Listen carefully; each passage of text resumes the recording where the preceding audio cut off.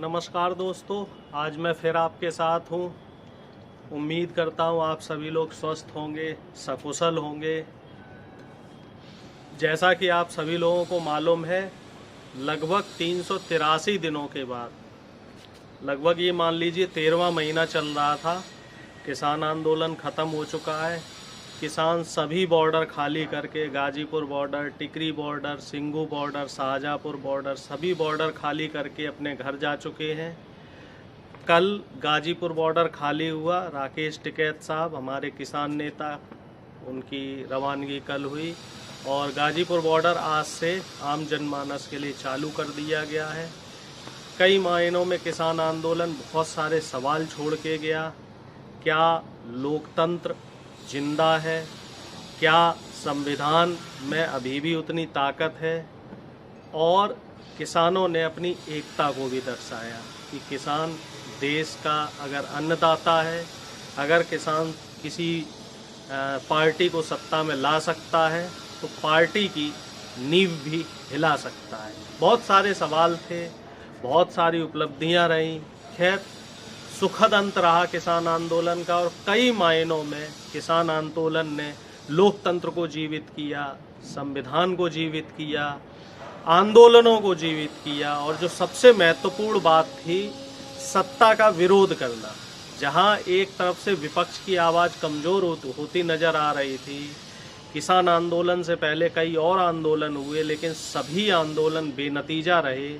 तो आंदोलनों की आवाज़ दबती जा रही थी। सत्ता का प्रतिरोध जो लोग कर रहे थे, उनकी आवाज़ को कहीं ना कहीं कुचल दिया जा रहा था। तो कई मायनों में ये आंदोलनों को जिंदा करेगा। किसान आंदोलन ने सत्ता के खिलाफ आवाज़ उठाने के लिए, जो लोग आवाज़ उठाते थे, उनकी ताकत को बढ़ाया है, लोगों के अंदर हौसला जगा है।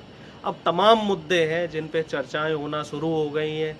आज से बैंक कर्मी हड़ताल पर हैं। लगभग आज और कल लगभग 6 लाख बैंक कर्मी हड़ताल पे रहेंगे।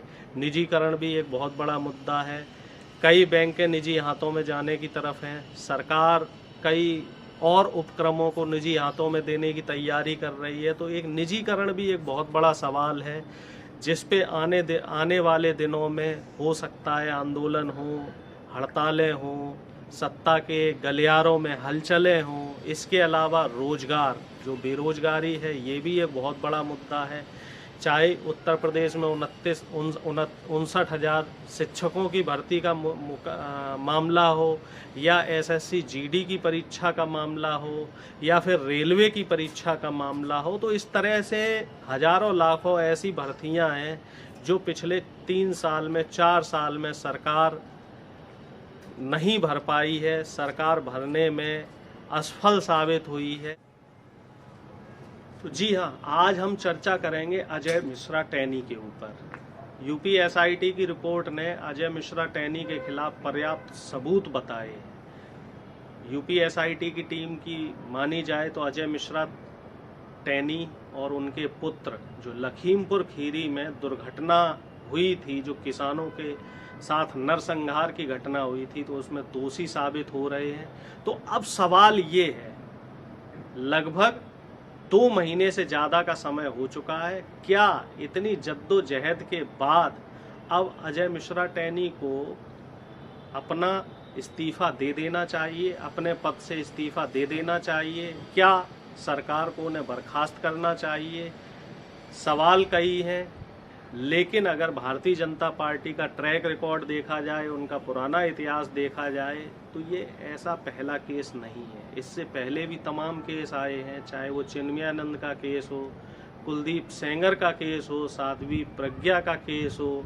तमाम ऐसे नेता, विधायक, मिनिस्टर ऐसे रहे हैं जिनके ऊपर इस तरह के जघन्य अपराध लगते रहे, और भारतीय जनता पार्टी तमाम जगह, सभी जगह अपने नेताओं को, अपने विधायकों को, अपने मंत्रियों को बचाती हुई नजर आई है, सत्ता का दुरुपयोग करती हुई नजर आई है।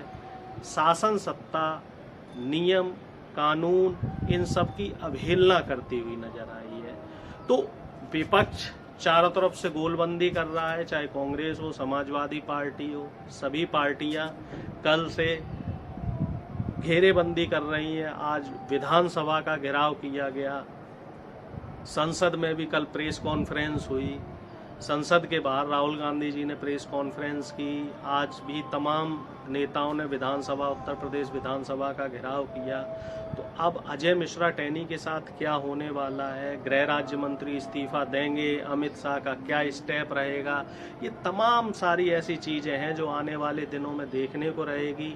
साथ ही दोस्तों, चुनाव आने वाले हैं, उत्तर प्रदेश, उत्तराखंड, पंजाब, गोवा के साथ लगभग 5 राज्यों में आगामी 2-3 महीने में चुनाव होने वाले हैं। उम्मीद ये है दिसंबर के आखिरी सप्ताह या जनवरी के पहले सप्ताह में आचार संहिता लागू हो जाएगी। चुनावी माहौल में ये सारे मुद्दे, चाहे वो किसान आंदोलन का मुद्दा हो, चाहे वो निजीकरण का मुद्दा हो, चाहे बेरोजगारी का मुद्दा हो, चाहे अजय मिश्रा टेनी का मुद्दा हो, ये सारे मुद्दे गर्मा गर्मी में रहेंगे। अब देखने वाली बात ये रहेगी कि क्या भारतीय जनता पार्टी इन मुद्दों से अपने आप को बचा पाएगी। क्या भारतीय जनता पार्टी, अगर हम खास तौर से उत्तर प्रदेश की बात करें तो योगी आदित्यनाथ जी ने जो अपने चुनावी मैनिफेस्टो में बताया था कि हम 70 लाख रोजगार देंगे, भ्रष्टाचार कम करेंगे, बेरोजगारी कम करेंगे, महिला सुरक्षा देंगे, तो इन तमाम मुद्दों में, इन तमाम वायदों में, जो चुनावी वायदे हैं, इसमें कहाँ तक योगी आदित्यनाथ जी अपने आप को जायज़ ठहरा पा रहे हैं, कहाँ तक वो अपनी भूमिका को निभा पा रहे हैं, तो ये तो आने वाले समय में जनता बता ही देगी। अब देखने वाली बात ये रहेगी कि विपक्ष की भूमिका क्या रहती है। क्या विपक्ष इन तमाम मुद्दों को लेकर जनता के बीच में जाएगा, अपनी चुनावी रैली में इन मुद्दों को मजबूती से रखेगा।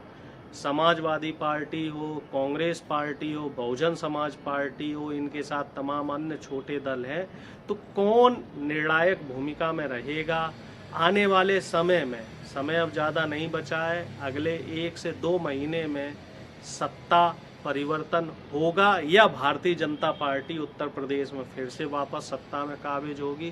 तो तमाम सारी चीज़ें हैं जिन पे मंथन होना बाकी है, जिनका निष्कर्ष निकलना बाकी है। लेकिन जहां तक मैं समझता हूं, भारतीय जनता पार्टी उत्तर प्रदेश में पूरी तरीके से विफल रही है।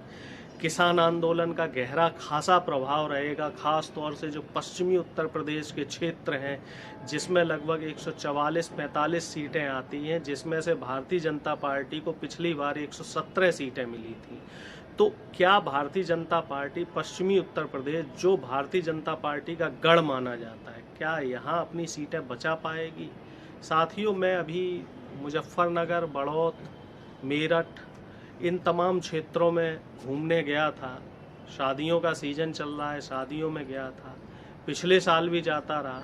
तो पिछले साल या उससे पहले 2014 से लेके जब तक ये किसान आंदोलन नहीं शुरू हुआ था, तब तक अगर मैं कहीं पश्चिमी उत्तर प्रदेश में किसी भी शादी समारोह में या किसी भी कार्यक्रम में जाता था, तो वहाँ अगर 10 आदमी मौजूद हैं, 10 आदमियों से मेरी चर्चा हो रही है, तो 10 में से 7 या 8 लोग भारतीय जनता पार्टी, मोदी और योगी के गुणगान करते हुए नजर आते थे।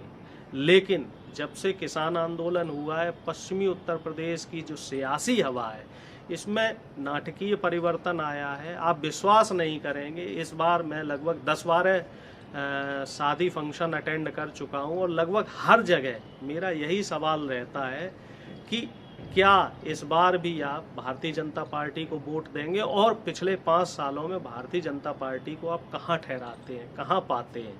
तो आप विश्वास नहीं करेंगे कि इस बार वही 10 में से तकरीबन 7 आदमी भारतीय जनता पार्टी को कोसते हुए नजर आ रहे हैं, भारतीय जनता पार्टी की बुराई करते हुए नजर आ रहे हैं, प्रधानमंत्री की आलोचना करते हुए नजर आ रहा है।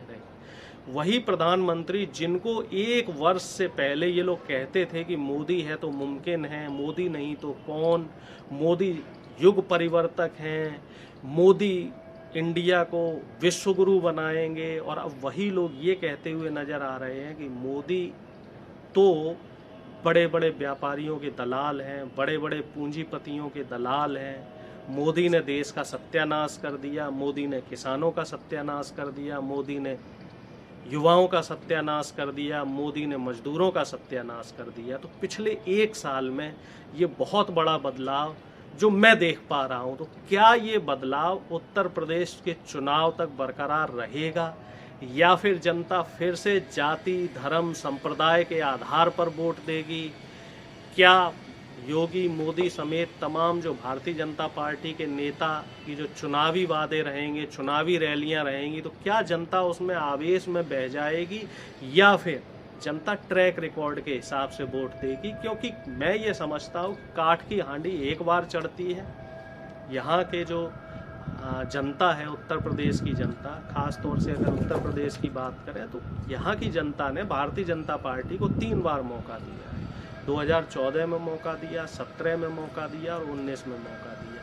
और मुझे ऐसा लगता है भारतीय जनता पार्टी ने यहाँ की जनता के साथ, उत्तर प्रदेश की जनता के साथ न्याय नहीं किया है, उनको छला है, उनके भरोसे को तोड़ा है और जो इनके वायदे थे वो कहीं ना कहीं जुमले साबित होते नज़र आ रहे हैं, कहीं ना कहीं ढकोसले साबित होते नज़र आ रहे हैं, कहीं ना कहीं उसमें झूठ दिख रहा है, कहीं ना कहीं उनके अंदर सत्ता का लालच दिख रहा है। ये लोग, जहाँ तक मैं समझ पाया हूँ, भारतीय जनता पार्टी और आरएसएस के लोग ऐसे हैं जो सिर्फ सत्ता को तरजीह देते हैं। तो ये सब चीज़ें आने वाले समय में भविष्य के गर्त में छुपी हुई हैं। मैं अपनी बात को यहीं ख़त्म करता हूँ। चुनावी माहौल आ रहा है तो जल्द ही आपके साथ मिलेंगे कुछ नए मुद्दे लेकर, चुनाव से संबंधित कुछ चर्चा लेकर। अगर आप लोगों को भी अपने किसी मुद्दे पे चर्चा करवानी है तो अपना मुद्दा मुझे व्हाट्सएप पे भेज सकते हैं या फिर इस वीडियो में जो कमेंट बॉक्स है उसमें कमेंट कर सकते हैं। अगर आपको मेरी बातें ठीक लगीं तो इस वीडियो को लाइक करें, शेयर करें, चैनल को सब्सक्राइब करें, बेल आइकन को दबाना ना भूलें। बहुत बहुत धन्यवाद। आपका दिन मंगलमय।